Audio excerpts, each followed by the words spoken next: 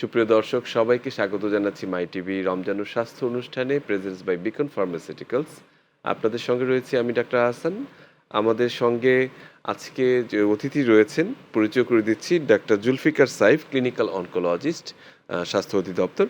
এবং যিনি clinical oncology নয়, বিশেষ করে টিউমার বোর্ড বা মাল্টিডিসিপ্লিনারি অ্যাপ্রোচ নিয়ে যিনি আসলে কাজ করছেন একটি নতুনভাবে সুন্দরভাবে, সে বিষয়টি নিয়ে আমরা আসবো। তবে তার আগে আমি একটু বলতে চাই দর্শকদের যে বিশেষ করে বাংলাদেশে নন কমিউনিকেবল ডিজিজের মধ্যে ক্যান্সার একটি অন্যতম ব্যাধি হিসেবে দেখা দিয়েছে এবং এর প্রকোপ দিনে দিনে কিন্তু বাড়ছে। ক্যান্সার রোগীর সংখ্যা বাড়ছে, সেটি সমগ্র দেশের বিবেচনায় যদি আমরা হিসাব করি তাহলে কিন্তু প্রত্যন্ত অঞ্চলে কিন্তু চিকিৎসাটি এখনও সুনিশ্চিত নয়, সেটি এখনও শহর কেন্দ্রিক এবং শহরের মধ্যেও যে একেবারে খুব প্রিসাইসলি ট্রিটেড এরিয়ার সংখ্যাও কিন্তু হাতে গোনা। তো সেই জায়গাগুলো নিয়েও আজকে আমরা কথা বলবো আমাদের আজকে আলোচনার সঙ্গে। আপনাকে স্বাগত ডাক্তার জুলফিকার সাইফ আমাদের। ধন্যবাদ আপনাকে। আমরা আসলে শুরুতেই রমজান চলছে, রোজার এই পবিত্র আবহে অনেক সময় আমরা ক্যান্সার রোগীদের জন্য যে পরিবারে একজন ক্যান্সার রোগী আছে তাদের জন্য কিন্তু একটা চ্যালেঞ্জ। বিশেষ করে উনি যদি রোজা রাখেন, আমরা আসলে কারা রোজা রাখতে পারবেন না এই বিষয়টা আমরা আলোচনা করেছি বিভিন্ন সময়।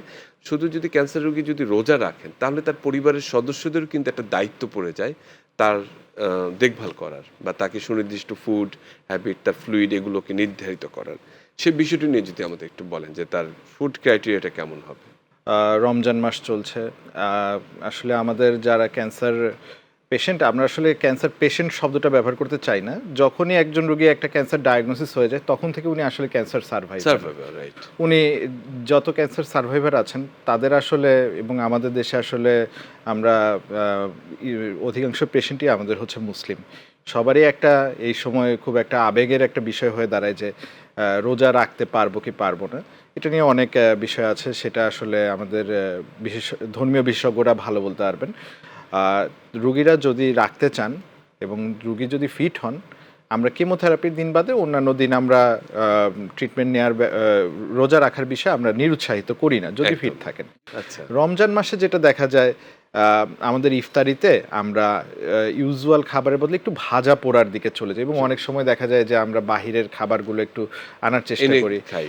ক্যান্সার রোগীর দেখা যায় যে ওনাদের বিভিন্ন ট্রিটমেন্টের কারণে রুচিও থাকে কম, পরিবারের লোকজনও তো চায় তাকে একটু ভালো কিছু দিতে, বাহিরের খাবার প্রচুর তাদের জন্য নিয়ে আসেন। এটা আসলে ঠিক না। ক্যান্সার রোগীর খাবার সবসময় হতে হবে হোমমেড, হোমকুক, অ্যান্ড ফ্রেশ। এরপরে তার জন্য আসলে বাহিরের ওই খাবারগুলো বা বাসারও ভাজা পোড়ার খাবারটা আমরা আসলে নিরুৎসাহিত করি।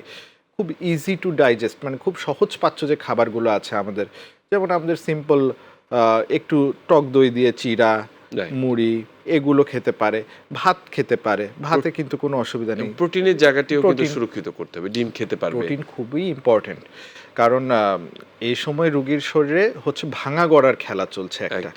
এই ভাঙা গড়ার খেলার কারেন্সি হলো আমাদের প্রোটিন। এই প্রোটিন যদি না থাকে তাহলে আসলে রোগীরা খুব দ্রুত আসলে তাদের ওজন, শরীরের যে মাসল যেটা আছে সেটা হারান এবং হারিয়ে দেখা যায় যে তারা শুকিয়ে যান। এই প্রোটিনটা আসলে তাদের চিকিৎসার জন্য কেমোথেরাপি, রেডিওথেরাপি বা অন্যান্য ট্রিটমেন্টের চেয়েও গুরুত্বপূর্ণ হচ্ছে আসলে প্রোটিন দেওয়া, যেটা আমরা আসলে প্রত্যেকদিন খুব সিম্পল রোগীরা আমাদের জিজ্ঞেস করে যে আমরা কোনো সাপ্লিমেন্ট খাওয়াতে পারি কিনা। অনেক দামি দামি সাপ্লিমেন্ট আছে, ৩,০০০ টাকা, ১০,০০০ টাকা। দরকার নেই। ১০ টাকার একটা ডিম, সাদা অংশ, আনলিমিটেড ৪টা ৫টা খাক। ফল ফলাদির বিষয়ে আবার অনেক রেস্ট্রিকশন আছে। জি, কারণ ক্যান্সারের ওষুধগুলো সব তো আর কেমোথেরাপি না, কিছু দেখা যায় টার্গেটেড থেরাপি থাকে। এই ওষুধগুলো লিভারে অ্যাক্টিভ হয়, ইনঅ্যাক্টিভ হয়, এরকম অনেক ব্যাপার আছে। তো বিভিন্ন ফল দেখা যায় যে লিভারের কার্যক্ষমতা বাড়িয়েও দিতে পারে, কমিয়েও দিতে পারে। এতে ওষুধগুলোর রক্তে মাত্রা তারতম্য হয়, এর ফলে কখনো সাইড ইফেক্ট বেশি হয়ে যায়, এজন্য কিছু সাইড ইফেক্ট আবার কিছু ক্ষেত্রে ইফেক্টও কম হতে পারে। তো এই জন্য আমরা রোগীদেরকে স্পেসিফিক কিছু ফল অ্যাভয়েড করতে বলি, যেগুলো আমাদের মনে হয় যে ট্রেডিশনালি এগুলো খুবই ভালো ফল, যেমন মালটা, টক কমলা, লেবু, তারপরে হলো আমলকি, কামরাঙ্গা, এরকম কিছু ফল আছে এগুলো। এবং সবচেয়ে মজার জিনিস হচ্ছে আঙুর লিভারের এনজাইম কম বেশি করে থাকে। তো এই সব এবং আসলে আমরা তো ফল বলতে রোগীর জন্য পথ্য বলতে বুঝি যে আঙ্গুর, আমলা, কমলা এগুলো নিয়ে যাওয়া। হ্যাঁ, কিন্তু আচ্ছা, এ খুব সময় আসলে এই ফলগুলো একটু অ্যাভয়েড এভয়েড করতে করা। হবে। খুবই চমৎকার তথ্য দিলেন আপনি দর্শকদের জন্য। আমরা এবার একটু মূল জায়গায় যাই, যে বিষয়টি নিয়ে আপনি কাজ করছেন, সেটি হচ্ছে যে মাল্টি ডিসিপ্লিনারি অ্যাপ্রোচ। যখন একটা ক্যান্সার পেশেন্ট শনাক্ত হয়, তখন কিন্তু সবাই দিশেহারা হয়ে যায়। বিশেষ করে রোগীর পরিবার, যে এখন কি হবে? মাথায় আকাশ ভেঙে পড়ে। অনেকগুলো কারণ, একটি হচ্ছে যে তাদের প্রথমত এই গন্তব্য জানা নেই তাদের কোথায় শেষ হবে। দ্বিতীয়ত অর্থনৈতিক এবং যে একটা মানসিক যে পীড়ন, এই সবগুলো কিন্তু একসাথে কাজ করে। সেই সময়ে একমাত্র একটা গুরুত্বপূর্ণ আশার আলো দেখাতে পারে একটা সমন্বিত একটা চিকিৎসা ব্যবস্থা বা মাল্টিডিসিপ্লিনারি অ্যাপ্রোচ, যেটাকে টিউমার বোর্ডও বলা হয়ে থাকে। এই টিউমার বোর্ড সম্পর্কে আমাদেরকে বলুন, যে বাংলাদেশে এর বর্তমানে ব্যবহার কেমন বা কেমনভাবে এটি আসলে রোগীদের জন্য উপকারী হচ্ছে? আসলে যেটা অনকোলজি বা ক্যান্সারের ট্রিটমেন্ট আন্তর্জাতিকভাবে বহু বছর ধরে এটা আসলে সিঙ্গেল পার্সনের আন্ডারে নেই। এটা হলো সারা পৃথিবীতে যদি আমাদের বইপত্রগুলোতে আমরা দেখি জি। বা গাইডলাইন্সগুলোতে দেখি, প্রথম কথাতেই লেখা হচ্ছিল মাল্টিডিসিপ্লিনারি অ্যাপ্রোচ, মানে অনেককে এখানে একসাথে এগিয়ে কাজ আসতে করতে হবে। রাইট। ক্যান্সারের একজন রুগী কিন্তু শুধুমাত্র ক্যান্সার রোগ নিয়ে আসে না, তার সাথে হার্টের সমস্যা থাকতে পারে, ডায়াবেটিসের ডায়াবেটিস সমস্যা থাকতে পারে। থাকতে পারে, কিডনির সমস্যা থাকতে পারে, যেগুলোর জন্য ওষুধের তারতম্য করতে হয়, ট্রিটমেন্ট চেঞ্জ করতে হয়, অনেক সময় দেখা যায় treatment policy totally change change হয়ে যায়। তো এগুলোর বিষয় হলো যে আমরা সবাই এটার জন্য একটা স্পেসিফিক টিম দরকার, যে টিমটা সবসময় একসাথে কাজ করছে এবং যারা ক্যান্সার নিয়ে কাজ করে আসলে অভ্যস্ত। একটা জিনিস হলো ক্যান্সার জিনিসটা আমরা অনকোলজিস্টরা ডিল করে থাকি। এর আগ পর্যন্ত ক্যান্সারটা ডায়াগনোসিস হলে সবাই অনকোলজিস্ট বাকিটা দেখবেন। জি। ক্যান্সারের এই বিষয়টা আমাদের ট্রেডিশনাল বাকি আমাদের যে প্র্যাকটিশনার যারা আছেন, তারা ডে টু ডে লাইফে আমাদের দেশে এত রুগী দেখে তারা এনাদেরকে আসলে এত স্পেসিফিকভাবে দেখতে পারেন না। তো আমরা আগে থেকে একটা টিম তৈরি করেছি যারা ক্যান্সারের পেশেন্টগুলোকে আলাদাভাবে দেখছেন। যেমন একজন কার্ডিওলজিস্ট, কিন্তু জি। উনি এই সিনারিওগুলো বারবার ডিল করছেন, কোন একদম। ওষুধে কি প্রবলেম হচ্ছে, কোনটা কিভাবে কি ডিল করতে হচ্ছে, রাইট। এ বিষয়ে উনি রেগুলার আপডেটেড থাকছেন, পড়াশোনা করছেন। নেফ্রোলজিস্ট আমাদের সেম। এভাবে আমাদের কমিউনিকেশনটা বাড়ছে। সবচেয়ে বড় জিনিস হচ্ছে আমি একটা সাবজেক্ট, আমি ক্যান্সারের অনেক কিছু জানি, কিন্তু সার্জারির অনেক কিছু আসলে আমি জানি না।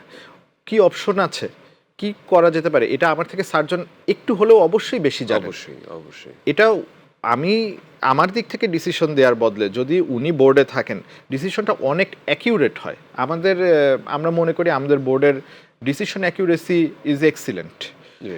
এতে পেশেন্টের ডিসিশন কখনোই কোনো গরমিল বা এবং হয় না। এখানে আসলে সন্দেহটি থাকে না। যেমন অন্য একটা পেশেন্ট যদি সিঙ্গেল আলাদা, আলাদাভাবে দেখান, তাহলে কিন্তু তার একটা আস্থারও সংকটে ভোগেন, যে আসলে উনি এটা বললেন, আরেকজনের কাছে গেলেন, যে উনি বললেন যে না, এটা নাও হতে পারত। এই যে সমন্বিতভাবে সবাই বসে একক একটা সিদ্ধান্ত নেয়া, এটা কিন্তু রোগীর জন্য কিন্তু অনেকখানি ফ্রুটফুল বা আসলে তার জন্য ভালো হয়। জি। এই বিষয়টি আমি খুব গুরুত্বের সাথে নিচ্ছি, এবং বিশেষ করে প্রত্যেকটি জায়গাতেই যারা ক্যান্সার পেশেন্টের চিকিৎসা করেন, সেখানে টিউমার বোর্ড অথবা এই সমন্বিত যে পর্ষদ, সেটি কিন্তু থাকা দরকার। এটি আসলে আপনার সাথে আমি একমত। আমরা আরেকটু বিষয় নিয়ে কথা বলতে চাই, যে ক্যান্সারের যে আরো আধুনিক চিকিৎসা আধুনিকায়ন হচ্ছে। এখন অনেক প্রিসাইসলি ক্যান্সার চিকিৎসা করা হচ্ছে। আগে যেমন অনেক কিছু রোগীকে কেমোথেরাপি বা কিছু দিলে যা আরো বেশি, অনেক বেশি সে আক্রান্ত হতো। এখন অনেক টার্গেটেড থেরাপি দেওয়া হচ্ছে, ইমিউনোথেরাপি দেওয়া হচ্ছে। কেমোথেরাপি আরো অনেক উন্নত হয়েছে। এই বিষয়গুলো আমরা কতখানি ধারণ করতে পারছি? আমাদের রুগীরা এখনো আসলে জানে না যে বাংলাদেশে ক্যান্সারের চিকিৎসা ব্যবস্থাটা দিন দিন যে এগিয়ে যাচ্ছে, এটা কিন্তু এক জায়গাতে বসে নেই।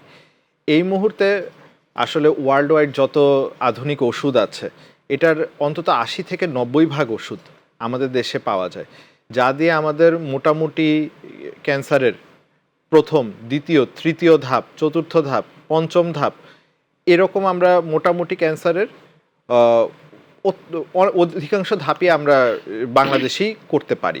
জি। আমাদের এখানে পরীক্ষা নিরীক্ষা, ইমিউনোথেরাপি সারা পৃথিবীতে আছে টোটালি, যেমন হলো এখন পর্যন্ত অ্যাপ্রুভড হচ্ছে 5টা বা 6টা। এর মধ্যে মেজর যে 3টা ওষুধ, সেটা 3টা আমাদের ওষুধ এখানে। 3টাই বাংলাদেশে আছে। আচ্ছা, বেশ। আর 2টো পাইপলাইনে আছে, যে কোনো মুহূর্তে চলে আসবে। সেই 2টো ওষুধ খুব বেশি ইউজ হয় না, একদম। অল্প 1-2টো ক্যান্সারে ব্যবহার হয়, কিন্তু বাকি ওভারঅল হোল বডি কাভার করার মতো আমাদের আছে। আচ্ছা। টার্গেটেড থেরাপিও সেম, ওভারঅল সব ওষুধ আমাদের এখানে আছে। আমি মনে করি না যে আমরা পিছিয়েছি, এবং আমাদের একটা বিষয় হচ্ছে যদি কোনো পেশেন্টের চিকিৎসার প্রয়োজন পড়ে বাহিরে, যেটা আমাদের দেশে নেই, আমরা সেটা অবশ্যই আমরা শেয়ার করি। আসলে খুব গুরুত্বপূর্ণ একটি কথা আপনি বলেছেন যে আমরা আসলে আধুনিক চিকিৎসা থেকে খুব বেশি পিছিয়ে নেই এবং অলমোস্ট আমরা কভার করতে পারছি। এখানে একটি গুরুত্বপূর্ণ বিষয় যে বাংলাদেশের ক্যান্সার চিকিৎসা কিন্তু দেখা যাচ্ছে এটা খুবই শহর কেন্দ্রিক। এখন পর্যন্ত একটা বিশাল একটি জনগোষ্ঠী, এত বড় একটি মানে জনগোষ্ঠী, দেশের তুলনায় জনগোষ্ঠী অনেক সংখ্যা অনেক বেশি এবং প্রত্যন্ত অঞ্চলে বা রুট লেভেলে যারা আক্রান্ত হচ্ছেন তারা কিন্তু অনেকেই আসতে আসতে অনেকটা সময় পার করে ফেলেন এবং যখন আসেন তখন কিন্তু অনেকখানি ছড়িয়ে যায়, সেখানে করার ক্ষমতা অনেকখানি সীমিত হয়ে যায়। এই জায়গাটিকে আসলে কিভাবে ডিসেন্ট্রালাইজ করা যায় এটি একটি বিষয় এবং খরচের একটি বিষয় রয়েছে। আমরা যদিও বলি যে অপশনটি রয়েছে, সেই অপশনটি রয়েছে, কিন্তু আমাদের আর্থসামাজিক প্রেক্ষাপটে কিন্তু সবার পক্ষে এই খরচটি বহন করা আসলে কষ্টসাধ্য হয়ে যায়। এটা পুরো পরিবার অনেক সময় নিঃস্ব হয়ে যায়। এই চ্যালেঞ্জগুলো আপনারা কিভাবে দেখেন? আমি সেটাকে আরেও প্রিসাইজ করে দিই। আমাদের বাংলাদেশের ক্যান্সারের প্রপার চিকিৎসা এখন পর্যন্ত শুধু ঢাকা এবং সর্বোচ্চ ঢাকার কিছু চিটাগং জায়গায় কেন্দ্রিক। রাইট। এর বাহিরে কিন্তু আসলে আমাদের এখনো ফুল ফ্লেজড সেরকম সেন্টার্স গড়ে ওঠেনি। হ্যাঁ, কিছু গড়ে উঠেছে, প্রান্তিকভাবে কিছু সেন্টার্স এগিয়ে আসছে, উত্তরবঙ্গে ২-৩টি সেন্টার তৈরি হয়েছে, কিন্তু মেইন পয়েন্ট হচ্ছে হলো আমাদের ঢাকা এবং চিটাগং। এর বাহিরে গিয়ে আসলে ক্যান্সারের রোগীদেরকে আসতেই হয় এই দুটো জায়গায়। একদম। এর বাহিরে আসলে রিজিওনাল সেন্টার ওভাবে নাই, এবং গ্রামের প্রচুর রুগী আসলে, দুঃখজনক হলেও আপনি যেটা বলেছেন সেটা সত্য, যে ক্যান্সারের বদলে দীর্ঘদিন দেখা যাচ্ছে যে এলাকায় থেকে বের যখন হচ্ছে না, তাদের ডায়াগনোসিসটা হচ্ছে না। দেখা যাচ্ছে তারা বিভিন্ন রকম পরীক্ষামূলক ওষুধ পেয়ে যাচ্ছেন, তাদের জি। ওখানে যায় অ্যাভেলেবল, এবং ঝাড়ফুঁকও করছেন অনেকে। ঝাড়ফুঁক করছেন, টিবির ওষুধ পাচ্ছেন, বিভিন্ন কিছু করে আসলে অনেক দেরি হয়ে যায় এক্ষেত্রে আসলে ক্যান্সারের চিকিৎসা অত্যন্ত ব্যয়বহুল। এটার যে টেকনোলজি এবং যেই ইনফ্রাস্ট্রাকচার দরকার, এগুলো সেট আপ করা আসলে খুবই ব্যয়বহুল। এখানে আসলে পাবলিক অ্যান্ড প্রাইভেট পার্টনারশিপ দুটোই লাগবে।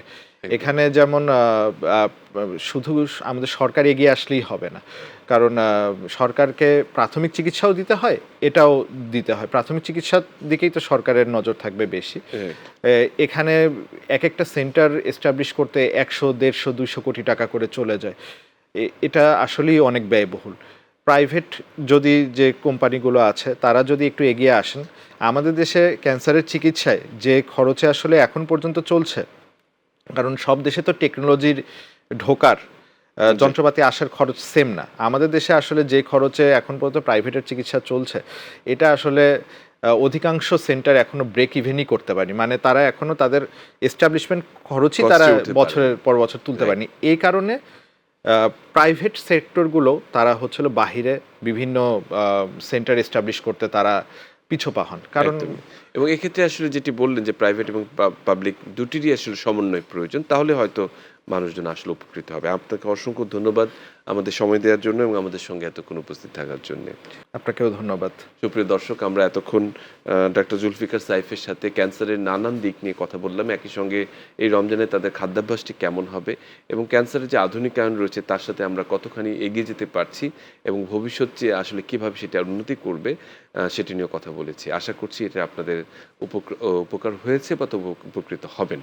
এবং একই সঙ্গে আমরা চাই রমজানে সবাই সুস্থ থাকুন, সুস্থভাবে রোজা রাখুন, ভালো থাকুন। অসংখ্য ধন্যবাদ।